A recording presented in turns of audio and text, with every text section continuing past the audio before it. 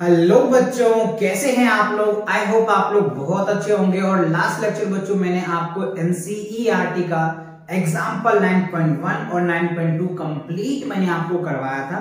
अगर आपने वीडियोस नहीं देखा है तो चैनल पे विजिट करके प्लेलिस्ट सेक्शन में जाइए, वहां पे आपको वीडियोस मिल जाएगा। आप वो वीडियोस देख करके अपनी प्रॉब्लम को क्लियर कर सकते हो। और अगर आप देख रहे हो तो वेल एंड गुड, बहुत अच्छी बात है। तो चलिए आज जो बच्चों एनसीईआरटी का जो एग्जाम्पल्स है 9.3 और 9.4 जो है, आज इनको डिटेल्स करेंगे।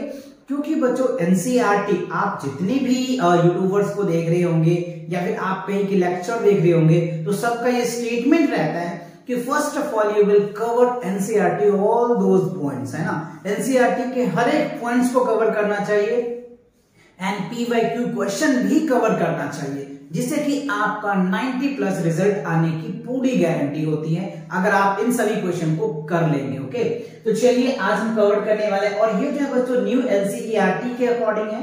अगर आपके पास ओल्ड एनसीईआरटी का बुक्स है तो उसमें जो ये चैप्टर 10 आपको मिलेंगे, 10.3 और 10.4 देखने को मिलेगा, है ना। और अगर आप न्यू एनसीईआरटी हैं तो बहुत अच्छी बात है ना। चलिए तो बढ़ते हैं क्वेश्चन की तरफ।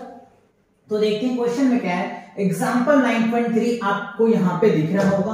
तो बच्चों इससे पहले आपको क्या करना है कि इनके जो साइन कन्वेंशन है ना, बहुत बच्चे को न्यूमेरिकल तो सॉल्व कर लेते हैं, लेकिन जब भी साइन कन्वेंशन की बात आती है ना तो उसके माइंड में एक प्रॉब्लम क्रिएट हो जाता है, या उसे एक प्रॉब्लम आ जाता है कि सर हम पॉजिटिव लगाएं नेगेटिव निकालें।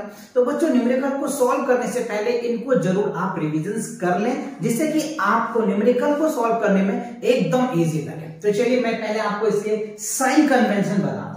तो इसमें जो हम बात करने वाले हैं ना, यहाँ पे जो बात करेंगे बच्चों कन्वेक्स और कनकेव लेंस की बात करेंगे। इससे पहले वाले जो वीडियोस था बच्चों वहां पे हम लेंस मिरर की बात कर रहे थे, कॉनकेव मिरर और कन्वेक्स मिरर, और उसका साइन कन्वेंशन भी मैंने आपको बताया था। ठीक है, चलिए तो हम पहले इनको समझ लेते हैं साइन कन्वेंशन। ठीक है, तो साइन जो कन्वेंशन है ना बच्चों, इसमें दो बात हम पढ़ेंगे। पहले पढ़ेंगे कॉनकेव, ठीक है, कॉनकेव लेंस, और दूसरा पढ़ेंगे कॉन्वेक्स, ठीक है, कॉन्वेक्स लेंस। इनके अगर साइन कन्वेंशन जैसे U हो गया है ना, V हो गया और F, अगर ये चीज आप समझ जाएंगे ना तो आपको न्यूमेरिकल्स करने से डर नहीं लगेगा। नहीं तो बहुत बच्चे का फिजिक्स में ये डाउट रहता है कि सर न्यूमेरिकल का जो सेक्शन है ना ये हमसे होता है। वो बच्चों उनकी जो बेसिक कंसेप्ट होता है ना वो बच्चे पढ़ते ही नहीं है, इसीलिए उसे ये हार्ड लगता है कि हमें न्यूमेरिकल सॉल्व नहीं होता है। उसका मेन रीजन जो उसकी नीड है ना वो आनी चाहिए, वो है साइन कन्वेंशन। साइन कन्वेंशन अगर आप अच्छे से समझ जाते हैं ना तो आपको न्यूमेरिकल करने में बहुत हेल्प मिलेगा, मतलब आपको बहुत इजी लगेगा, ऐसे समझिए। चलिए तो देखो कॉनकेव अगर लेंस की मैं बात करूं तो कॉनकेव लेंस का जो U को क्या बोलते हैं ऑब्जेक्ट डिस्टेंस, V को क्या बोलते हैं इमेज डिस्टेंस, F को क्या बोलते हैं फोकल लेंथ। ये चीज पता है, ठीक है। अच्छा देखो U हमेशा बच्चों नेगेटिव ही होता है। कॉनकेव लेंस ले लो या कॉनकेव मिरर ले लो, किसी में भी U ऑलवेज नेगेटिव होता है, ये तो आप माइंड में बैठा दो, ठीक है। अच्छा अब इमेज इसकी बात करें तो इसमें भी बच्चों नेगेटिव हो, क्योंकि अभी हमने बताया आपको कि यू कॉनकेव लेंस लो या कॉनकेव मिरर लो या कन्वेक्स लेंस लो या कनकेव लेंस ले लो, है ना, वो सभी क्या है नेगेटिव होगा। यू ऑलवेज नेगेटिव होगा। कभी भी अगर आप ऑब्जेक्ट डिस्टेंस देखना तो सीधा बोल देना कि ये तो नेगेटिव ही है, ठीक है। अच्छा ध्यान रखने वाली बात है हमारे V को। तो देखो कनकेव लेंस की अगर V की बात करें तो ये बच्चों नेगेटिव होता है, ठीक है। और अगर हम कन्वेक्स की बात करें, देखो इसमें आपको 3 पोजीशन, मतलब 2 पोजीशन होता है वो तो हमेशा नेगेटिव ही होता है, ठीक है। इसकी अगर बात करो तो इसमें टोटल जो 6 पोजीशन होते हैं, जैसे आप कॉनकेव मिरर में पढ़ते थे वो जस्ट रिवर्स होता है कन्वेक्स की, तो इसमें 6 पोजीशन होते हैं। तो 5 पोजीशन में तो V हमारा क्या होता है नेगेटिव होता है, लेकिन एक पोजीशन होता है जो बिहाइंड द लेंस बनता है वो हमारा क्या होता है बच्चों पॉजिटिव होता है। तो इसलिए ये पॉजिटिव भी होता है और नेगेटिव भी होता है। ये डिपेंड अपॉन देयर पोजीशन, आप ऑब्जेक्ट को कहां पे रख रहे हैं, इमेज कहां बन रहा है। तो जब ये इनके 6 पोजीशन है, अगर वो आप पोजीशन अच्छे से याद होता है तो आप आसानी से कर पाएंगे, ठीक है। अच्छा उसके बाद आते हैं एफ पे। तो देखो एफ जो होता है ना बच्चों, इसका जो होता है नेगेटिव होता है। कनकेव का जो एफ होता है हमेशा नेगेटिव होता है। जैसे हमने आपको मिरर में बताया था कि ये नेगेटिव होता है, तो यहाँ पे नेगेटिव लिखेंगे। और कॉन्वेक्स का जो एफ होता है ना वो पॉजिटिव होता है। ठीक है, तो आपने क्या सीखा, अगर कनकेव लेंस आया तो यू वी एफ तीनों नेगेटिव होगा, यू वी एफ तीनों नेगेटिव होगा। अच्छा, कन्वेक्स आता है तो यू ऑलवेज नेगेटिव होगा, एफ ऑलवेज पॉजिटिव होगा। हमें ध्यान रखने वाली बात है वी का, वी को देखना है उनके पोजीशन के हिसाब से कि उसकी पोजीशन ऑब्जेक्ट को कहां पे रखा जा रहा है। तो एक ही ऐसा पोजीशन है जहां पे क्या होता है, ऑब्जेक्ट इमेज डिस्टेंस वो पॉजिटिव आता है, बाकी 5 में नेगेटिव आता है। ये चीज आपको ध्यान रखनी है। ठीक है, अच्छा उसके बाद एक वर्ड और आ जाता है बच्चों, आपको नेचर भी पूछा जाता है ना।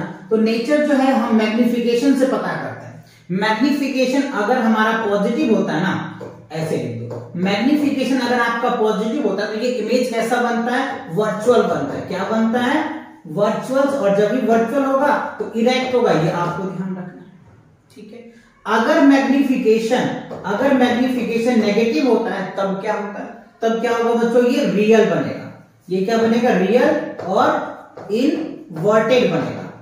तो ये आपको जो 6 एवं 8 चीजें हैं ये याद रखना है, तब आपके न्यूमेरिकल में एकदम बूस्टअप आ जाएगा। अगर आप ये 3 ये हो गए, 3 6 और 2 8, ये 8 चीजें अगर आप रिमेंबर रखते हैं ना तो न्यूमेरिकल को बहुत आसानी से आप सॉल्व कर पाएंगे। एक बार रिकॉल करा देता हूं, ये आपने कॉन्केव लेंस का देख लिया, यूवीएफ नेगेटिव होता है, कन्वेक्स का आपने देखा यू नेगेटिव होता है, वी पॉजिटिव नेगेटिव दोनों होता है, एफ ऑलवेज पॉजिटिव होता है। नेचर की अगर मैं बात करूं तो अगर मैग्निफिकेशन पॉजिटिव आता है तो हमारा वर्चुअल और इरेक्ट बनेगा, और अगर मैग्निफिकेशन नेगेटिव आता है राइट तो रियल और इन्वर्टेड होगा। तो ये बात आपको समझ में आ गया। आप इनको चाहो तो लिख लो और फिर आप न्यूमेरिकल को सॉल्व करो, और उसके बाद आप कमेंट करके बताना कि आपको इजी लगा या हार्ड लगा। ठीक है, ये पहले रिमेंबर जरूर कर लेना। ठीक है, चल तो मैं इसको रफ कर देता हूं। ओके, चलो इरेज कर दिया। अब आते हैं क्वेश्चन के ऊपर, है ना। चलो अब देखते हैं बच्चों क्वेश्चन तो हमें क्या कह रहा है। अब देखो यहाँ पे लेंस आ गया, देखो कनकेव लेंस आ गया। तो अब कनकेव लेंस आ गया तो माइंड में ये बात चलनी चाहिए कि यू वी एफ तीनों नेगेटिव होता है, यू वी एफ तीनों नेगेटिव होता है। बस ये माइंड में आ गया। ओके, अब देखो lens has a focal length of 15 centimetre. तो फोकल लेंथ को हम लोग क्या बोलते हैं, एफ बोलते हैं। और ये क्या हो गया, 15 सेंटीमीटर। अब देखो मैंने नेगेटिव लिख दिया, क्यों, क्योंकि मैंने मेमोराइज कर लिया, आप भी मेमोराइज कर लीजिए। ठीक है, at what distance should the object from the lens be placed so that it form image at 10 centimetre. तो कह रहे ऑब्जेक्ट को लेंस से किस डिस्टेंस पर रखें जो इमेज डिस्टेंस 10 सेंटीमीटर आ जाएगा। तो मैंने आपको बताया था कि v भी बच्चों इसमें नेगेटिव ही होता है, तो ये 10 सेंटीमीटर हो जाएगा। तो हमसे u पूछा जा रहा है, कह रहा है ऑब्जेक्ट को किस डिस्टेंस पे रखें, ऑब्जेक्ट को किस डिस्टेंस पे रखें जिससे उसका इमेज 10 सेंटीमीटर का बन जाएगा। ये क्वेश्चन पूछ रहा है। ठीक, आगे चलिए। ऑल्सो फाइंड द मैग्निफिकेशन भी पूछ रहा है। अच्छा, इसका हमें मैग्निफिकेशन भी पूछ रहा है। Find the magnification produced by the lens, lens के द्वारा कितने मैग्नीफाइड इमेज बना रहा है वो हमसे पूछा जा रहा है। यानी मैग्निफिकेशन मतलब क्या हो गया, हाउ कितना बड़ा और कितना छोटा ये होता है। सिंपल भाषा में आप समझो तो बड़ा या छोटा को दर्शाता है मैग्निफिकेशन। ठीक है, चलिए तो अब आते हैं प्रोसेस। तो ये बात आपको समझ में आ गया, क्वेश्चन में क्या दिया जा रहा है और क्या आपसे पूछा जा रहा है, बताओ। ये चीजें हो गई। अब आपको क्या करना है, सिंपल लेंस फॉर्मूला लगाना है। तो लेंस फॉर्मूला आपको पता होना चाहिए, क्या होता है, 1/f इक्वल्स टू 1/v और -1/u होता है। ठीक है, अब हमें क्या करना है, u फाइंड आउट करना है। तो v को इस तरह लेकर के आ जाते हैं, तो 1/f -1/v इक्वल क्या हो गया, -u। ठीक है, अच्छा अब देखो f की वैल्यू हमें पता है, v की वैल्यू पता है, तो चलिए f की वैल्यू पुट कर देते हैं। तो 1/-15 1/-10, ठीक है, इक्वल -1/u। ठीक अब देखो इसका 10 और 15 का आप एलसीएम लोगे तो क्या आएगा, यहां मैं कर देता हूं 10 और 15 का एलसीएम लोगे तो बच्चों 30 आएगा। क्या आएगा, 30 आ जाएगा। ठीक है, अब देखो 15 से इसको डिवाइड करो तो 15 2 जा 32 आ गया, और ये माइनस है तो माइनस करोगे तो क्या होगा, माइनस का 2 आ जाएगा। देखो 1 को 2 से मल्टीप्लाई करोगे तो -2 आ जाएगा। अब देखो इससे डिवाइड करो 10 3 जा 33 आ गया, और माइनस माइनस क्या होगा प्लस, तो यहाँ पे क्या होगा प्लस का 3 आ जाएगा। ठीक है, इक्वल क्या आ जाएगा, इक्वल -1/u आ गया। अब आप इनको सॉल्व करें तो 3 -2, तो 3 प्लस का है -2 का, तो प्लस का 1 आ जाएगा। तो 1 क्या लिखेंगे हम लोग, 30 लिखेंगे, इक्वल -1/u आ गया। अब आप क्या करें, क्रॉस मल्टीप्लाई कर दें इससे इसको, तो देखो u को अगर आप 1 से मल्टीप्लाई करो, -1 को आप 30 से मल्टीप्लाई करो तो क्या हो जाएगा, u को अगर 1 से मल्टीप्लाई करोगे तो u आ जाएगा, और 30 को -1 से मल्टीप्लाई करोगे तो क्या होगा, -30 आ जाएगा। तो फाइनली आपको क्या आ गया, u की वैल्यू आ गया। u ही निकालने कह रहा था ना, मतलब ये हुआ अगर आप ऑब्जेक्ट को -30 सेंटीमीटर दूर रखेंगे ना, तब आपका इमेज जो है ना 10 सेंटीमीटर पे जाके बनेगा, ऐसा क्वेश्चन में कह रहा था। ठीक है, तो u हमारा निकल के आ गया। ठीक, अब कह रहा है find the magnification produced by the lens, lens के द्वारा कितना मैग्नीफाइड इमेज बनाया गया वो आप बताइए। तो चलिए, तो मैग्निफिकेशन इक्वल्स टू क्या होता है बच्चों, लेंस के केसेस में इमेज डिस्टेंस अपॉन में क्या होता है, ऑब्जेक्ट। ठीक है, v/u होता है, क्या होता है, v/u होता है। तो चलिए v की वैल्यू हमें कितना निकाला हमने, v का जो वैल्यू है बच्चों कितना है, v का -10 सेंटीमीटर है। ठीक है, और u का कितना आया, u का जो -30 डिग्री आया, 30 कह रहा हूं 30 सेंटीमीटर आया, तो माइनस माइनस कैंसिल हो जाएगा, 0 से 0 कैंसिल, तो ये क्या आ गया 1/3। ठीक है, अब अगर आप इसको डिवाइड करेंगे तो क्या हो जाएगा बच्चों, 0.33 आ जाएगा। क्या होगा, 0.33 आएगा। और आप ध्यान से देखो 0.33, इसका मतलब क्या होगा, जो हमारा मैग्निफिकेशन है ये 1 से कम है। तो जब मैग्निफिकेशन 1 से कम होता है, आप ऐसे समझिए, मैग्निफिकेशन लेस देन 1 होता है ना, मैग्निफिकेशन लेस देन 1 होता है, तो इमेज जो होता है वो डिमिनिश्ड होता है। क्या होता है, डिमिनिश्ड का मतलब क्या होता है कि ऑब्जेक्ट से इमेज छोटा होता है, ऐसे आप समझिए, ऑब्जेक्ट से इमेज छोटा। जैसे देखो ना, ऑब्जेक्ट को कितना 30 सेंटीमीटर पे रखा गया और इमेज कितना बना 10 सेंटीमीटर, तो डिमिनिश्ड हुआ ना जी, छोटा बनाना, कम बनाना, तो ये होता है हमारा कंडीशन, राइट। अच्छा, तो ये बात आपको समझ में आ गया। और दूसरा m क्या था यहाँ पे बच्चों, m पॉजिटिव आया है ना, मैग्निफिकेशन क्या है, पॉजिटिव आया। तो जब मैग्निफिकेशन पॉजिटिव आता है ना, तब हमारा इमेज क्या होता है, बताओ कैसा नेचर होता है, क्योंकि अभी हमने आपको नेचर समझाया था। तो ये नेचर जो होगा वर्चुअल होगा, VIRTU, वर्चुअल होगा बच्चों, इरेक्ट, और इसको डिमिनिश्ड कह सकते हैं। अंडरस्टैंड, तो ये तीनों बातें आपको समझ आया। तो देखो कितना बेसिक्स था, हमने कुछ नहीं किया ना, एक स्टेप बाय सॉल्व करते गया, जैसे जैसे क्वेश्चन कह रहा था हमने ऐसे ऐसे करते चले गए, आपके रिजल्ट आ गए। ऐसे ही आपको भी करना है। समझ आ रहा है कि नहीं आ रहा, आ रहा है, ओके। बड़े नेक्स्ट क्वेश्चन की तरफ चलो, तो इसको आप स्क्रीनशॉट ले लो, या फिर इसको चाहो तो वीडियो को रोक करके नोट कर लो। चलिए बढ़ते नेक्स्ट क्वेश्चन की तरफ। चलिए अगला क्वेश्चन देखते हैं क्या है, एग्जाम्पल 9.4 क्या कह रहा है, देखो 2.0 centimeter tall object is placed perpendicular to the principal axis of the convex lens। अच्छा, अब जो है आपको कन्वेक्स लेंस आ गया, इससे पहले आपको कॉनकेव पे दिया था, अब कन्वेक्स लेंस आ गया। ठीक है, तो इसमें कह रहे हैं फोकल लेंथ जो है ना 10 सेंटीमीटर है। तो अभी हमने आपको कन्वेक्स लेंस की साइन कन्वेंशन बताया। तो सबसे पहले ये जो है इसको ले, तो ये क्या है, हाइट ऑफ ऑब्जेक्ट। तो हाइट ऑफ ऑब्जेक्ट जो दे रखा है बच्चों, वो आपको 2 सेंटीमीटर दिया हुआ है। ठीक है, ये परपेंडिकुलर से। उसके बाद फोकल लेंथ जो है एफ जो है वो कितना दे रखा है आपको, 10 सेंटीमीटर। अच्छा, अब मुझे बताइए यहाँ पे कन्वेक्स लेंस है, तो कन्वेक्स लेंस का फोकस लेंस क्या होता है, पॉजिटिव होता है ना, समझाया था ना अभी, तो इसीलिए हमने इसको क्या लिखा, पॉजिटिव लिखा। आप लिखोगे तो लिख दो, नहीं लिखना है तो रहने दो, कोई दिक्कत नहीं। अच्छा आगे बढ़ते हैं। The distance of the object from the lens is इतना। अच्छा ऑब्जेक्ट डिस्टेंस यानी यू हमें दिया हुआ है, यू कितना है, ये हो जाएगा 15 सेंटीमीटर। ये प्लस होगा ये माइनस, पता है कि यू है तो हमेशा नेगेटिव होता है, ठीक है।